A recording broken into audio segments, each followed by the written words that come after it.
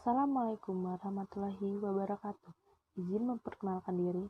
Nama saya Bindi Hendrila Sakarua, NPM 19751067 dari jurusan Ekonomi dan Bisnis, Program Studi Agribisnis. Di sini saya akan menjelaskan laporan hasil praktikum saya, yaitu intensifikasi usaha tani terhadap daya saing kakao di Kabupaten Ciamis, Jawa Barat. Tonton video selanjutnya. Inilah laporan hasil praktikum statistika, yaitu intensifikasi usaha tani terhadap daya saing kakao di Kabupaten Ciamis, Jawa Barat. Langsung saja kita ke pembahasan.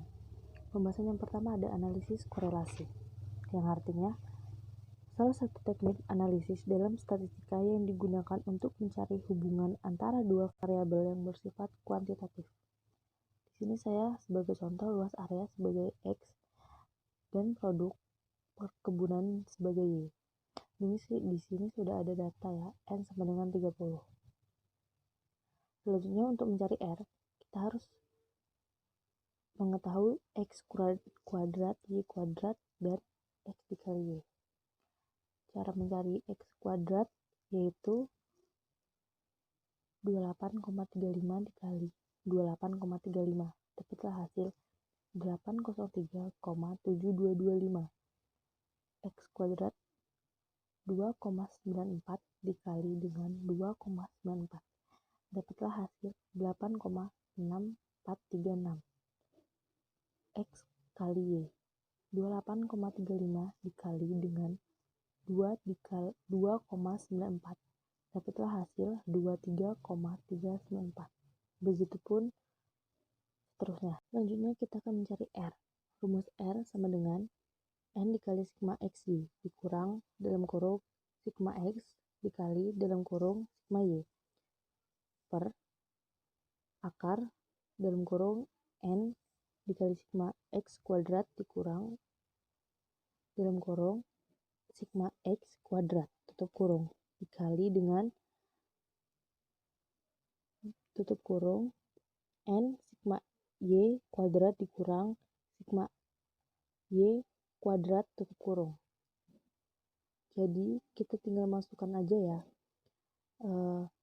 Kan di sini sudah ada XI itu kan jumlahnya, itu sama aja N di sini sama dengan 30 ya.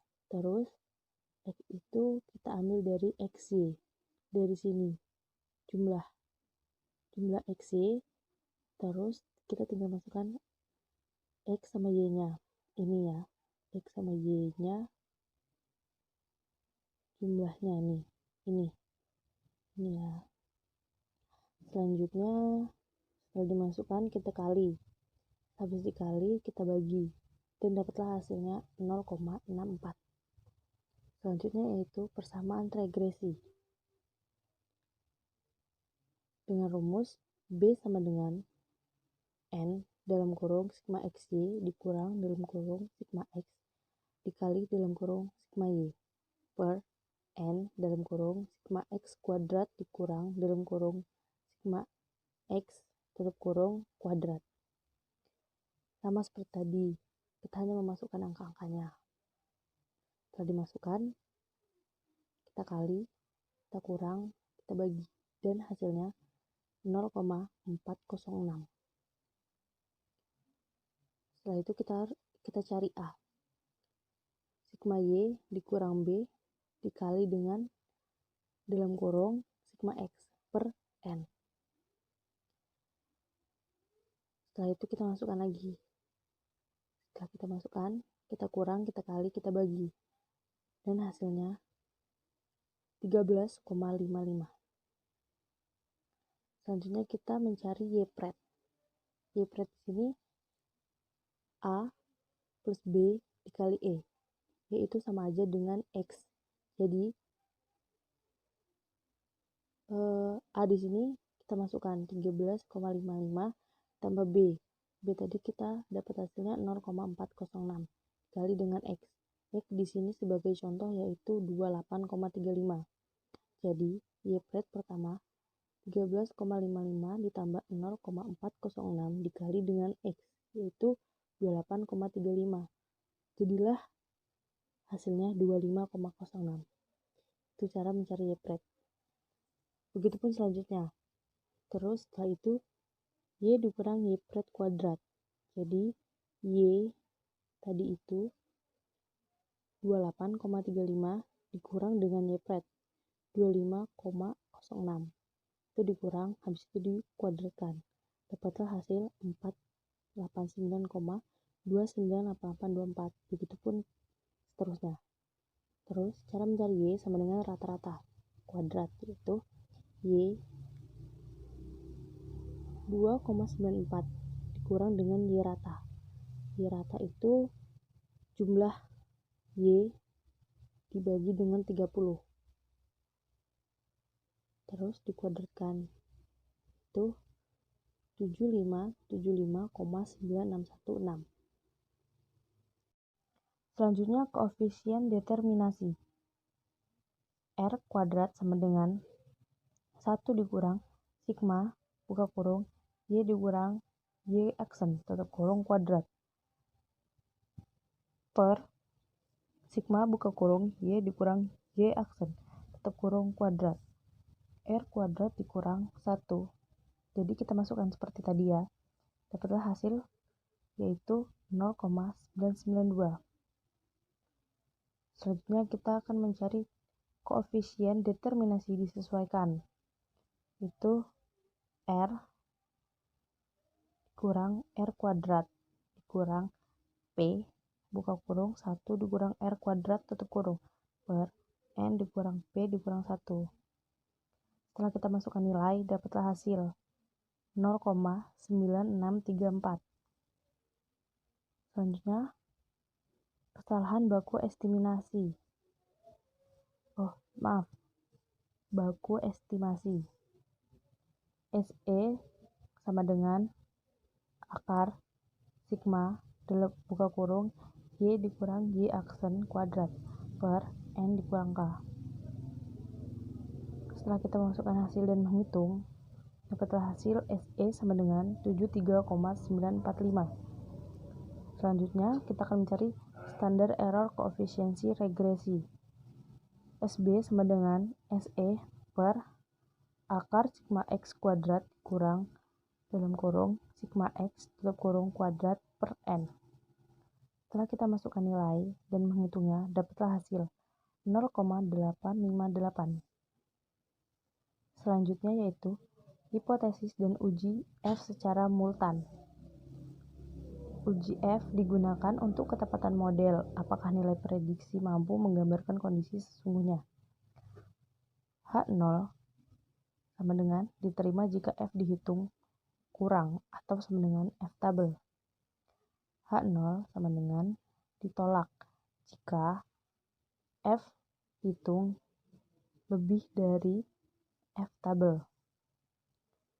F sama dengan R kuadrat per dalam kurung K dikurang 1 tutup kurung per 1 dikurang R kuadrat per buka kurung N dikurang K tutup kurung.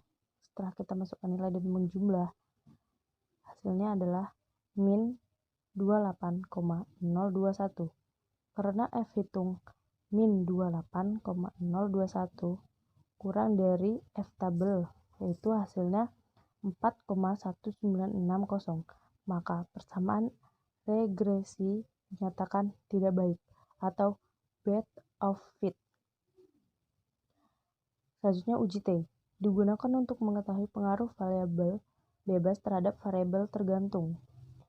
H0 sama dengan diterima jika T hitung kurang atau sama dengan T tabel. HA ditolak jika T hitung lebih dari T tabel. T hitung sama dengan BJ dikurang BJ per SBJ. Jadi hasilnya T hitung sama dengan 0,473. Karena T hitung 0,573 kurang dari T tabel, maka HA tidak diterima antara produksi terhadap konsumsi.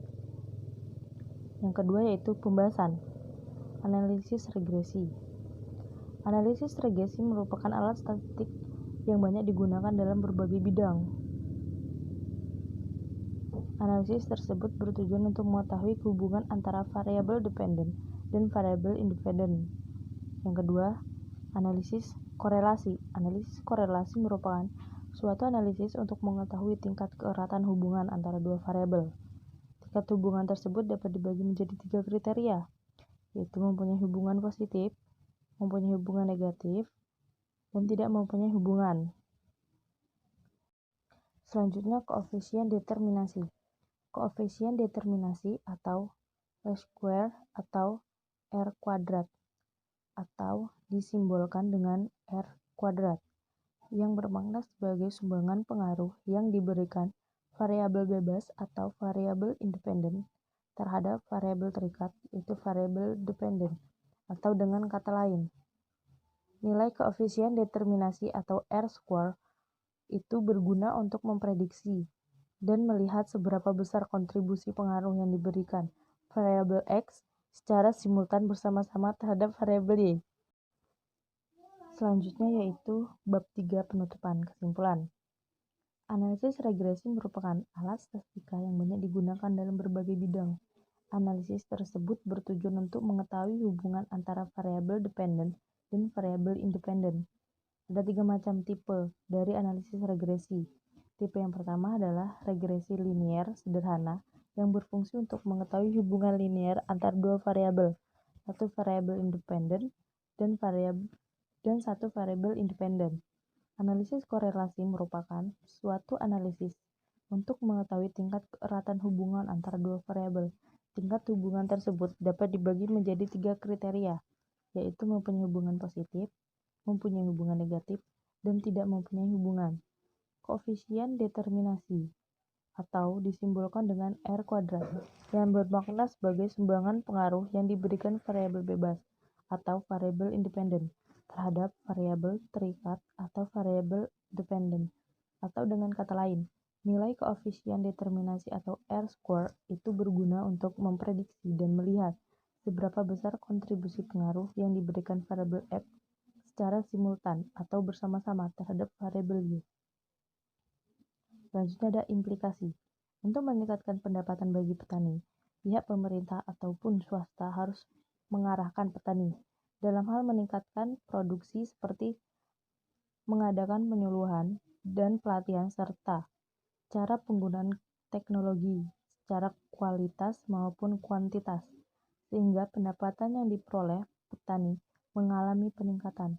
Perlu diadakan penelitian selanjutnya untuk menyempurnakan penelitian ini dengan menambah jumlah sampel data yang akan diteliti dan memperpanjang waktu periode penelitian agar hasil yang didapatkan akurat dan bervariasi.